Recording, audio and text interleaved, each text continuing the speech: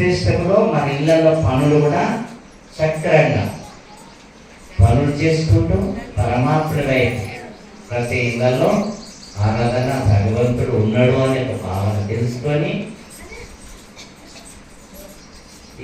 ఏ ధ్యానం చేద్దామని మనందరం డిస్కషన్ చేసుకున్నాం.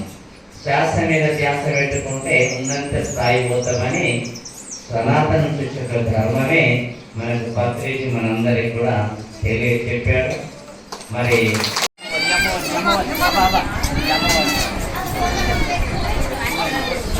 దూరంకి వెళ్ళి దండం పెట్టుకుంటాం అన్నాడు మీకు కొంచెం లైట్ నమ్ముకోండి కొంచెం నమ్ముకోండి.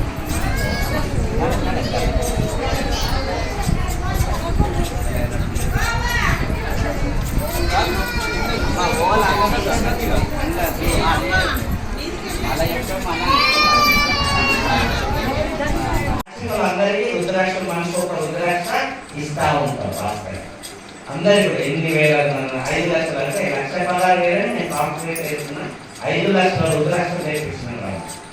ఆ 5 లక్షల రుద్రాక్షలు అందరికీ పంచుదామనే ఉద్దేశంతో మళ్ళీ నిన్న తీర్మానం ఏం చేస్తున్నారంటే మన 5 లక్షల రుద్రాక్షలు ఒకసారి అయిపోతాయా? అయిపోవు. మన అందరికి లైన్ ఒకేసారి అవుతుందా? అవుతుంది చెప్పాలి. కాబట్టి అక్కడ కావాలి అని ఏం చేసినా 1 లీటర్ నూనె ఇచ్చిన భక్తులది కౌంటర్ వేరే. అక్కడ దాంట్లో వాళ్ళకు 11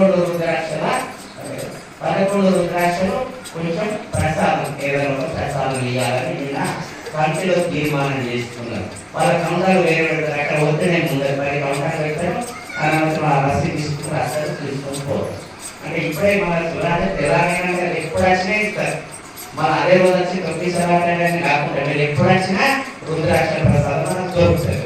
మీరందరూ కూడా మన దీపొస్తారు కదా, అందరూ కూడా ఇచ్చిన ధాన్యమే అన్నదానం అవుతుంది. అవునా కదా? ప్రతి సంవత్సరం ఎన్ని సంవత్సరాలు 2 సార్లు వస్తారు. అందరికీ ప్రతిసారి మన నిజామాబాద్ జిల్లాలో తెలిసిన ఊళ్ళలో అన్ని ఊళ్ళలో సంవత్సరానికి 2 సార్లు దీపం ఇస్తేనే ఆ ధాన్యం వస్తేనే మేము నిరంతరం తింటున్నాం. ఇలాంటి వాళ్ళ లక్షణాలందరికీ ప్రసారం పెట్టు అంటే మట్టితో తయారు చేసిన లింగంకు మనం 1,16,000 రుద్రాక్షలు వాటి మీద వేస్తాం, లింగంకు ధరిస్తాం.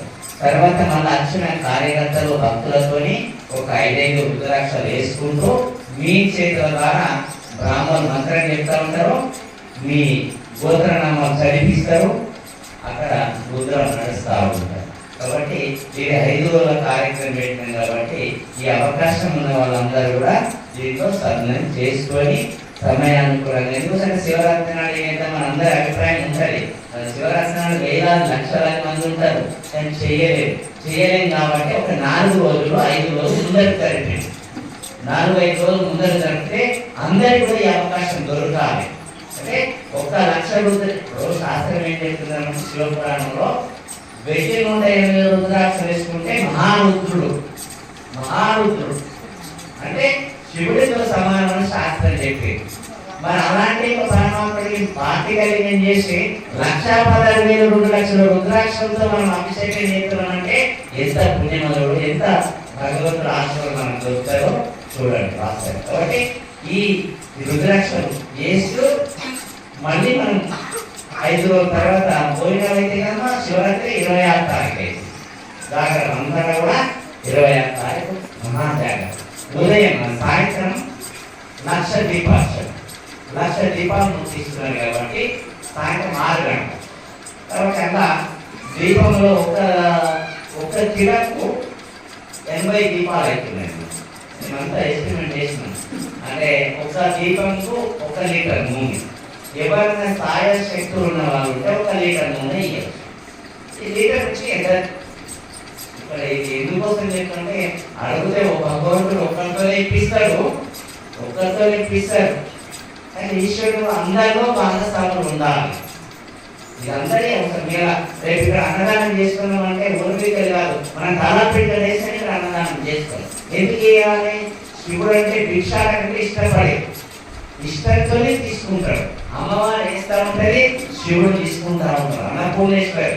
అందుకే ఆ పరమాత్మ మాధవాకారం వేసుకొని ఆయన జీవితం ముందరే పోయింది. ఎవరైతే తీసుకున్నాడు వల్ల అమ్మ దగ్గర నేర్చుకున్నాడు. కాబట్టి అమ్మ దగ్గర నేర్చుకున్న దానం ఒకటి పుట్టిన కాదు, ప్రపంచానికి అందరికీ పంపిస్తున్నాడు. ఆమె దగ్గర తీసుకున్న ధాన్యం ప్రపంచం మొత్తం 84 లక్షల జంతువులకు ఏ సమయంలో ఏం పెట్టాలా ఆ పరమాత్మ తీసుకున్నాడు అందరికి. కాబట్టి ఆ లీటర్ నూనె అందరికీ కూడా ఉపయోగపడుతుంది, సామాన్య భక్తులు కూడా ఉపయోగపడుతుంది. మన కమిటీలో తీర్మానం చేసి ఇప్పుడు సుమారు ఒక 2 నెలల నుంచి నడుస్తా ఉన్నది. ఇక్కడ అవకాశం వచ్చింది. ఈరోజు 41 రోజుల నుంచి ఎంతో అద్భుతంగా ఈ శివాలయంలో ధ్యాన కార్యక్రమాలు ఏర్పాటు చేసి మరి ఆ గురువు గారిని మనం ఆహ్వానించుకొని వారి యొక్క ధ్యాన సందేశాన్ని తీసుకోవడం కొరకు మన జీవితాన్ని ధన్యం చేసుకోవడం కొరకు మరి శివాలయానికి వచ్చిన మరి రాముల మహారాజు గారి యొక్క వచ్చిన యొక్క ఆదిశంకరాచార్య కూడా చెప్పింది కూడా ఉన్నది. ఏది జగద్గురు ఆదిశంకరాచార్య కూడా శాస్త్రం మీద ధ్యాస. అది మన ప్రపంచంలో దాన్ని ఎవరు ముందుకు తేలేదు. కాబట్టి మనకు భగవంతుడు ఒక అరటి పండును వంశి పెట్టినగా శాస్త్రీయ మన పెరిమెంట్ విషయంలో అందరి కూడా జ్ఞాన భిక్ష పెట్టి మనందరి హృదయాలలో నిండి ఉన్న యొక్క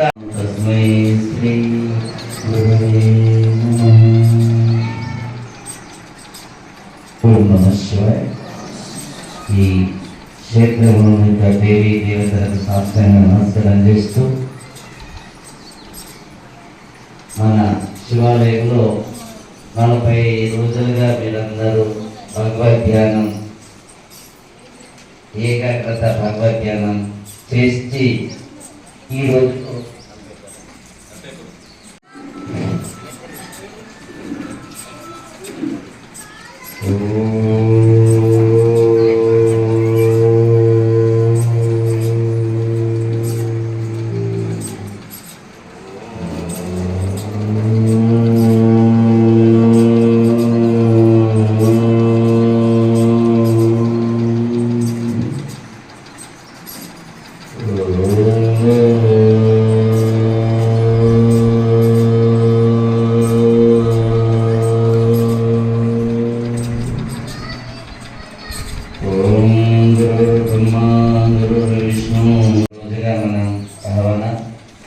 పరిపూర్ణంగా ఈశ్వరుడు ఇచ్చిన అవకాశాన్ని మనం వృధా చేయకుండా వారి పనులు చేసుకుంటూ భగవత్ సన్నిధిలో మనం నడవడం ఉత్తమైన మార్గం.